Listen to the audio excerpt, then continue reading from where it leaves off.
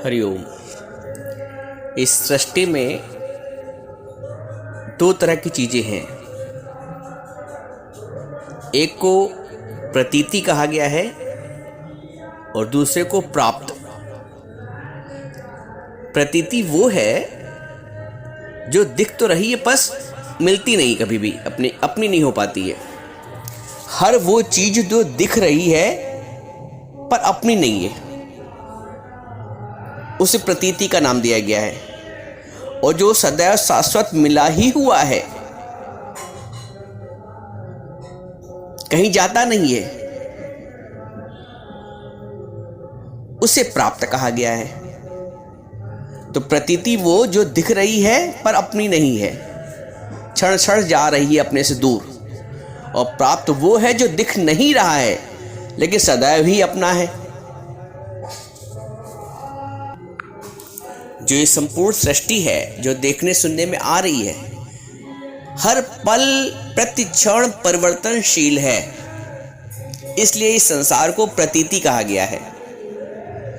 और सदैव जो विराजमान रहने वाला है, जो ब्रह्मा से लेकर चींटी तक सर्वत्र व्याप्त है, शाश्वत रूप से व्याप्त है, सदैव व्याप्त है, उसको परमात्मा तत्व कहा गया है।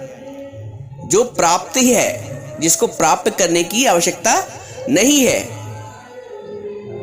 जो हमें प्राप्त ही है,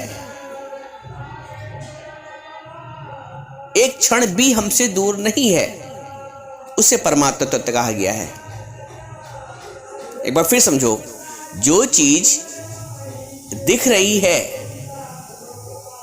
वो अपनी नहीं है, परिवर्तनशील है, इसलिए उसे प्रतीति कहा गया है। प्रतीत मात्र, जैसे परछाई दिख रही है पर है नहीं, किसी चीज की वस्तु की सत्ता के आधार पर वो परछाई बनी, लेकिन वास्तव में है नहीं, मात्र प्रतीत हो रही है।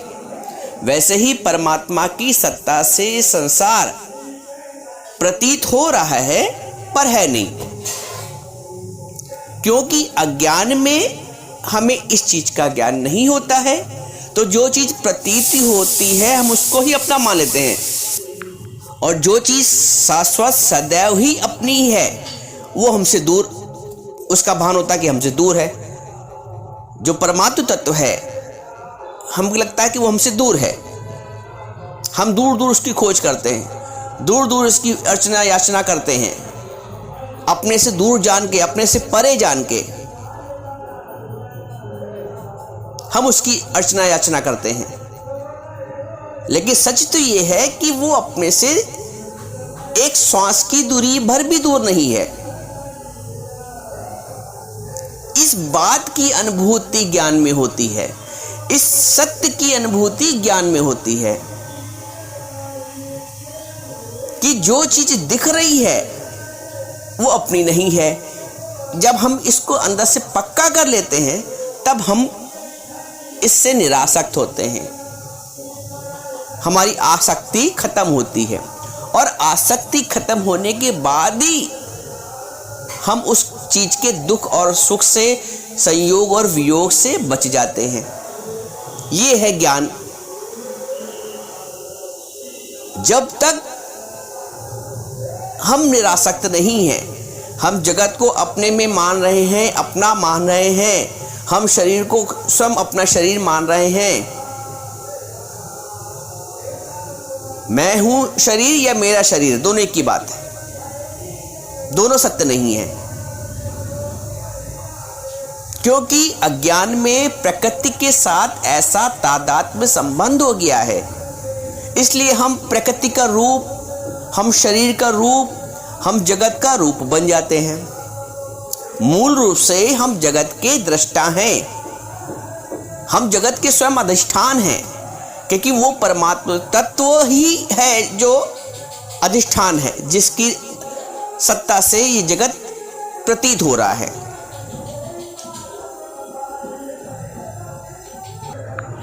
जो प्रतीति है वो प्रतिक्षण क्षय हो रही है, उसका अभाव हो रहा है। जो दृश्य दिख रहा है वो एक दिन अदृश्य हो जाएगा। कल का जो दृश्य था वो आज नहीं है। तुम कहीं दूर ना जाओ, अपने शरीर से लो। जो शरीर की अवस्था तुम्हारी 5 साल पहले थी वो आज नहीं है, जो तुम्हारी बचपन की अवस्था थी वो आज नहीं है। तो जा रहा ना, जो आज शरीर की अवस्था है वो 5 साल बाद 10 साल बाद नहीं रहेगी। जो दृश्यमान है वो प्रतिक्षण जा रहा है, इसलिए उसकी गुरु हमसे आसक्ति छुड़ाता है, क्योंकि आसक्ति में ही दुख है, आसक्ति में ही बंधन है। अज्ञान में हम उसको जाता हुआ देखते ही नहीं है, लेकिन सच ये है कि वो प्रतिक्षण जा रहा है। हर चीज जो दृश्यमान है, चाहे वो व्यक्ति हो, चाहे वस्तु हो, जो भी संपूर्ण संसार तुम्हें दिख रहा है वो प्रतिक्षण क्षय की ओर जा रहा है। तो जो चीज जाने वाली है उसको हम सदैव के लिए पकड़ के जकड़ के कैसे बैठ सकते हैं? ये अज्ञान है, ये मूर्खता है। जो चीज फिसल रही है हाथ से, हम उसको जितना तेज पकड़ने की कोशिश करेंगे उतनी हाथ से फिसलेगी। आप बालू को मुट्ठी में जितनी जोर से दबाओ उतनी तेजी से वो बाहर अपने हाथ से छूट जाएगी, मुट्ठी से निकल जाएगी। रेत ऐसी चीज है, तो ये संसार भी रेत है। तुम इसको जितना अधिक अपनी पकड़ में रखोगे, अपनी जकड़ में रखोगे, अपने अधिकार में रखोगे, उतना ही दूर भगती जाएगी। तो गुरु हमको इसकी मिथ्यात्व से, इसकी परिवर्तनशीलता से हमको जागृत करता है। इस शरीर से लेकर मन, बुद्धि, इंद्रियां जो भी है, ये सब प्रतीति मात्र है, क्योंकि सबका पल पल क्षय हो रहा है।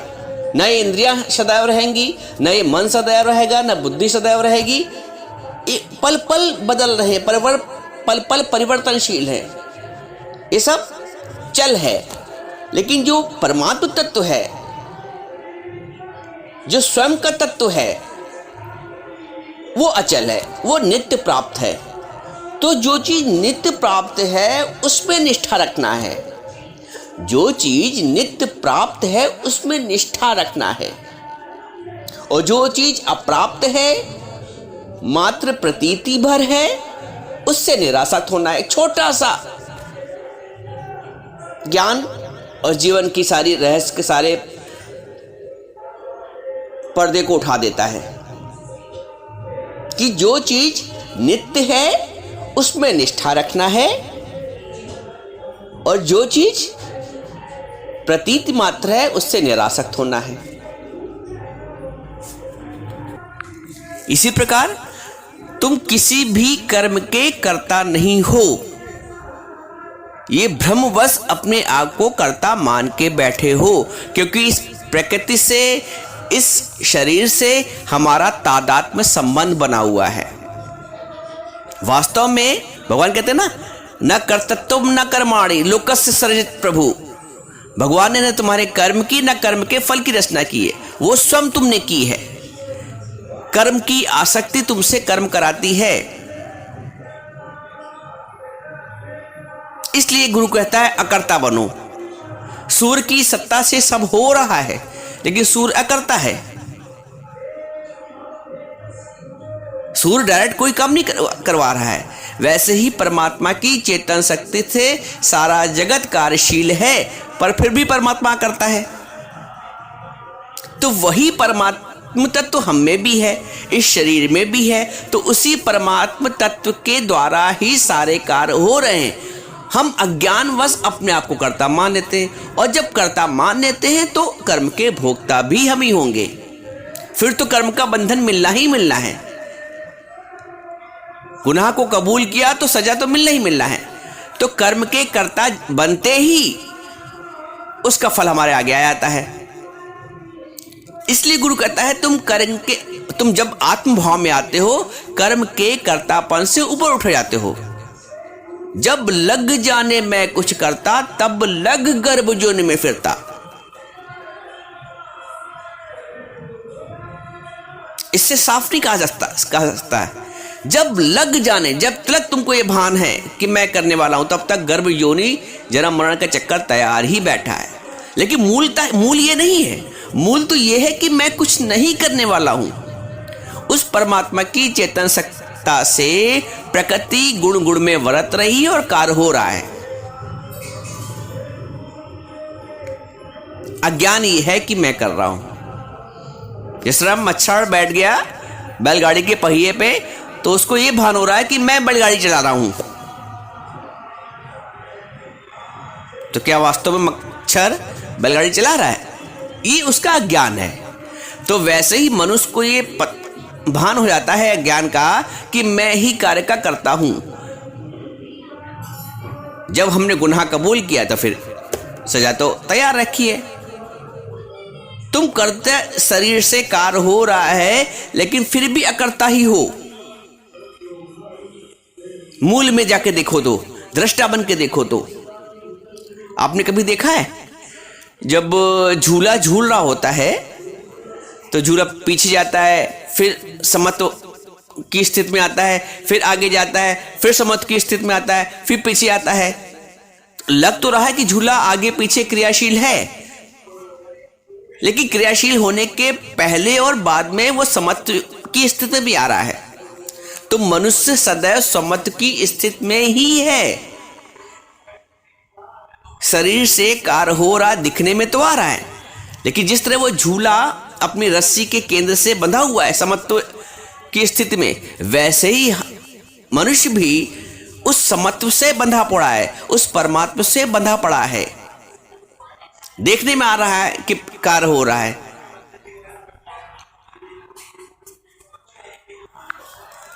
जिस तरह झूला समत्व स्थिति में रहता है हर क्रिया के प्रारंभ और अंत में, वैसे ही जीव भी प्रत्येक क्रिया में समता में स्थित रहता है, समत्व भाव में स्थित रहता है। उसको इसका भान नहीं होता क्योंकि अज्ञान में है। उसको भी ज्ञान नहीं मिला है, इसलिए उसको रहता है कि मैं करने वाला हूं। क्रिया कर्म और कर्ता सब अपने आप को मानता है, लेकिन वास्तविक स्थिति क्या है कि किसी भी स्थिति में, किसी भी क्रिया में वो कर्ता नहीं है, वो समत्व के भाव में है। उसकी एकता सदैव परमात्मा से निरंतर बनी ही रहती है।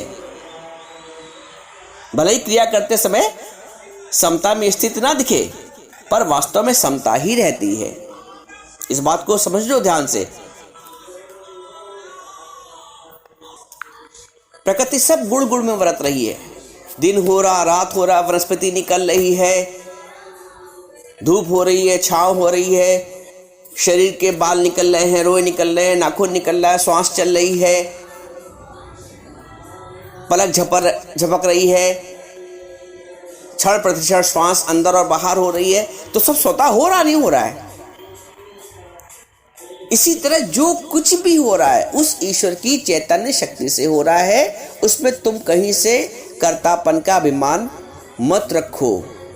जो कुछ भी हो रहा, किसी के साथ भी किया, इसीलिए गुरु बोलता है कि निष्काम। जब तक निष्काम भाव नहीं आएगा, कर्तापन का भाव जाएगा नहीं, और कर्तापन का भाव जाएगा नहीं तो उसके भोक्तापन से हम छूट ही नहीं सकते हैं। फिर तो हमें फंसना ही फंसना है। इसलिए मनुष्य का जन्म इसीलिए ही है कि हम उन बेड़ियों से छुटकारा प्राप्त करें, हम उन कर्म के बंधन से मुक्त हो सकें, हम अगली बार फिर पशु पक्षी कीड़े मकोड़े ना बने कर्मानुसार। क्योंकि कर्म किया है, तो मैंने बताया ना, कर्म किया है तो फिर बंधन तैयार है, फिर सजा तैयार है। तो यदि कर्तापन के भाव से मुक्त हो गए हैं, आत्म भाव में आ गए हैं, तो कोई बंधन नहीं, कोई सजा नहीं, कोई योनि नहीं, और जीते जी परमात्मा का तत्व का अनुभव करना है उद्देश्य यही। पहले के जमाने में पहले गुरुकुल भेजा जाता था, ज्ञान मिलता था। जीवन में पदार्पण करने से पहले, गृहस्थ में पदार्पण करने से पहले हमें ज्ञान दिया जाता था। अब वो कोई परंपरा ही नहीं है। ये तो धन्यवाद उस गुरु का, लाखों शुक्राने हमारे दादा भगवान के, हमारे गुरु के, जिसने हमें संसार में रह के कैसे संसार में जिया जाता है, कैसे अकर्ता बने जाता है, कैसे निरासक्त हुआ जाता है, कैसे आसक्ति से उपराम हुआ जाता है, कैसे आत्म अनुभव किया जाता है, इसका पता दिया। तो बलिहारी उस गुरु की जो गोविंद दियो बताए। और जहां तुम्हारी अपने प्रति, शरीर के प्रति, कर्म के प्रति आसक्ति गई, आसक्ति का नाश होते ही जो नित्य प्राप्त परमात्मा तत्व है उसका अनुभव हो जाता है। जब तुमने ये जान लिया कि मैं वस्त्र जो पहने हुए ये वस्त्र नहीं हूं, मैंने इसको धारण किया है, तो वस्त्र कट रहा है, फट रहा है, गंदा हो रहा है, उससे हमारा वास्ता नहीं है। वैसे ही शरीर से हमारा तीनों कालों में कोई वास्ता नहीं है। जन्म ले रहा है, मृत्यु को प्राप्त हो रहा है, नाश को प्राप्त हो रहा है, विकसित हो रहा है, जो भी हो रहा है, इस शरीर से हमारा वास्ता, मैं इसका दृष्टा हूं। तो जिस दिन दृष्टा के भाव में टिक जाओगे, और दृष्टा हो तुम, देखो अपनी जीवन को पीछे जाके देखो। अभी तुम सब बताने लगोगे, बचपन में मैं ऐसा था, मैं ऐसा खेलता था, मैं उसके घर जाता था तो मैं ऐसे पढ़ता था, तो वैसे उन्होंने कहा, तो सारा तुम्हें याद हो जाएगा। जवानी का भी तुम बताने लगोगे, तो सब कुछ तो बदलता गया। वो बचपन का दिन चले गए, वो जवानी के दिन चले गए, लेकिन तुम नहीं बदले। जो चला गया वो चला गया, लेकिन तुम नहीं गए, तुमने उसको देखते रहे हमेशा। जो देखने वाला चेतन तत्व है वो आप हैं। ये है निरासक्ति, जहां हम दृष्टा बनते हैं। इसलिए प्रतीत को प्रतीत मानो और प्राप्त को प्राप्त जानो। प्रतीति वो है जो दिख रही पर है नहीं, और प्राप्त वो है जो नहीं दिख रहा है पर है। बल्ब दिख रहा है लेकिन वो नाशवान है, एक दिन फ्यूज होगा, एक दिन फूटेगा। और करंट नहीं दिख रहा है, वो शाश्वत है। ठीक है।